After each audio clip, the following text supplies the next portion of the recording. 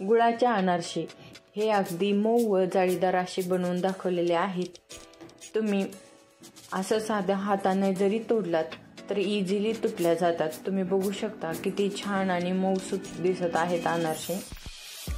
नमस्कार, मी Archana, cook with Archana या चॅनलमध्ये तुमचे सर्वांचे स्वागत करते। सर्वजणी कशा आहेत? मस्त आहेत ना? मस्त रहा। आज मी तुम्हाला गुळाचे अनारसे एकदम मऊ व जाळीदार कसे बनवायचे ते दाखवणार आहे। तुम्ही अनारसे एकदम नवीन जरी बनवणार असाल तरी पण तुमचे बिघडणार नाही। आता मी इथे 1 ग्लास तांदूळ घेतले आहेत, राशनचे तांदूळ घेतले आहेत व ते 3 दिवस भिजवून घेतले आहेत। तुम्ही तांदूळ जर सकाळी भिजवलात तर दुसऱ्या दिवशी सकाळी स्वच्छ धुवून परत भिजू घालायचे। माझे तांदूळ सलग 4 दिवस भिजले आहेत। आता मी चाळणीमध्ये काढून घेऊन त्यातील पाणी सगळे निथळून घेते।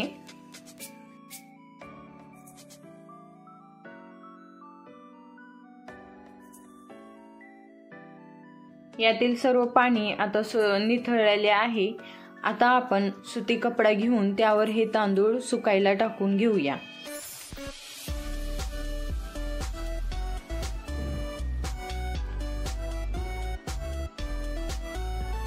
तांदूळ असे पातळ असे वाळत घालून घ्यायचे। अर्धा ते पाऊण तास असे सुकवून घ्यायचे।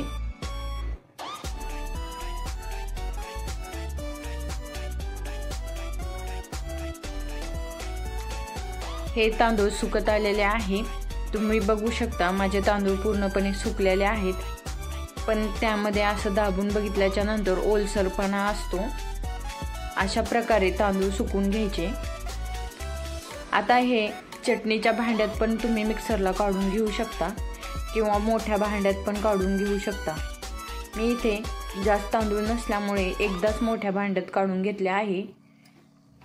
आता याचे पीठ आपण सुजीच्या चाळणीने चाळून घ्यायचे, म्हणजे ते एकदम बारीक असे पीठ आपल्याला भेटून जाईल।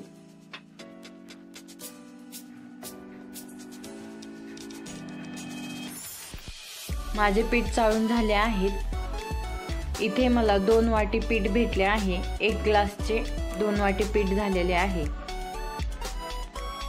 आता आपण वाटी भरताना थोडंसं हलक्या हाताने दाबून पीठ भरायचं। एकदम असं जास्त दाबायचंही नाही आणि जास्त पोगर पण ठेवायचं नाही, कारण की आपल्याला त्या प्रमाणात गूळ पण घ्यायचे आहे। जर आपण पोगर वाटी भरली तर आपले पीठ कमी होईल आणि आपल्याला गुळाचं मेजरमेंट आपलं चुकून जाईल। त्यामुळे इथे मी 2 वाटी पीठ असल्यामुळे 1 वाटी गूळ घेतला आहे। आता आपल्याला यामध्ये पाणी पण घालायचं नाही, सारखं असं मिक्स करत राहायचं गूळ आणि पीठ।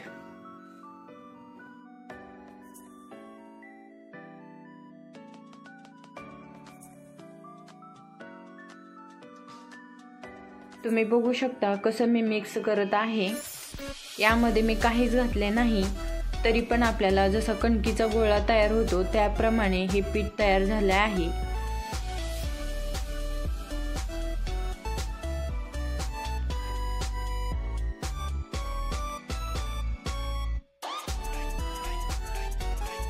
हे 2 गोळे तयार झाले आहेत। या 2 गोळ्याला डब्यात रात्रभर झाकून ठेवा आणि सकाळी त्याचे अनारसे करायला घ्या।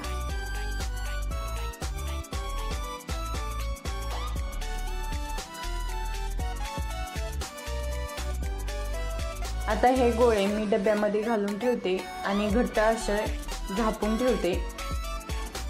माझ्याकडे ह्या डब्याचं टोपण नसल्यामुळे मी झाकून ठेवलेले आहे।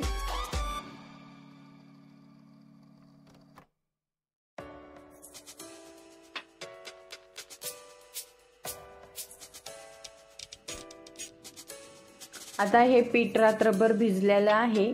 तुम्ही बघू शकता किती छान भिजलेले आहे। आता याला आपण परत मळून घेऊया। जेवढं तुम्ही छान मळचाल तेवढे अनारसे खूप छान होतात।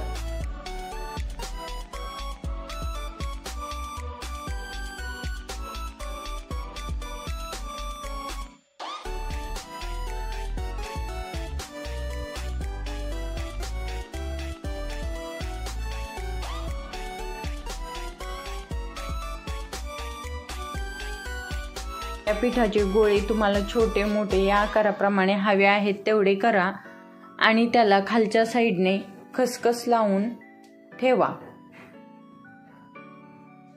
याप्रमाणे अनारसे करून घ्या।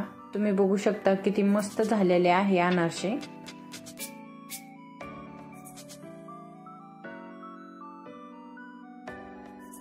मी इथे तुम्हाला व्हिडिओमध्ये दाखवत आहे त्याप्रमाणे अनारसे करून घ्या। मला छोटे आवडतात म्हणून एवढे करून घेतले आहे। तुम्हाला आवडीप्रमाणे आकार करून घ्या।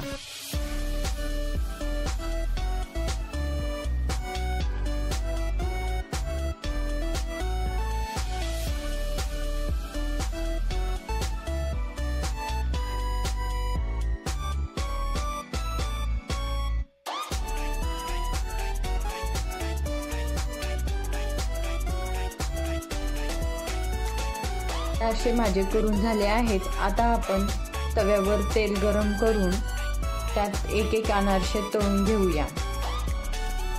अनारसे कधीच एकत्र 4-5 असे तळायला टाकायचे नाही। आता आपले तेल गरम झाले आहे, त्यात मी अनारसे सोडते। खसखस लावलेली बाजू वरच्या साईडला ठेवायची आणि खालच्या साईडने असे अनारसे सोडायचे। अनारसे तळत असताना तेलाचा असा मारा करायचा म्हणजे अनारसे छान असे आपले फुगून येते। तुम्ही बघू शकता किती छान अनारसे असं जेवढे तेल मारेल तसं फुगत आहे।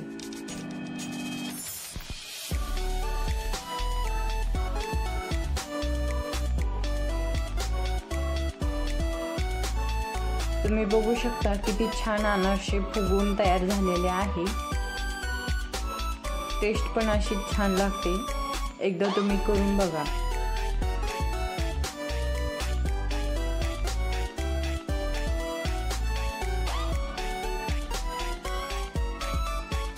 आता बाकीचे पण मी अनारसे असेच तळून घेते। रेसिपी आवडल्यास लाईक करा, शेअर करा।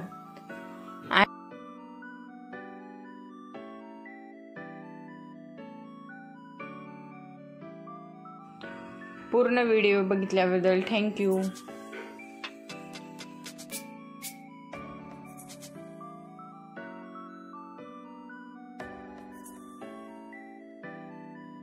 अशाच नवीन नवीन रेसिपी बघण्यासाठी कुक विथ अर्चना या चॅनलला सबस्क्राईब करा। धन्यवाद।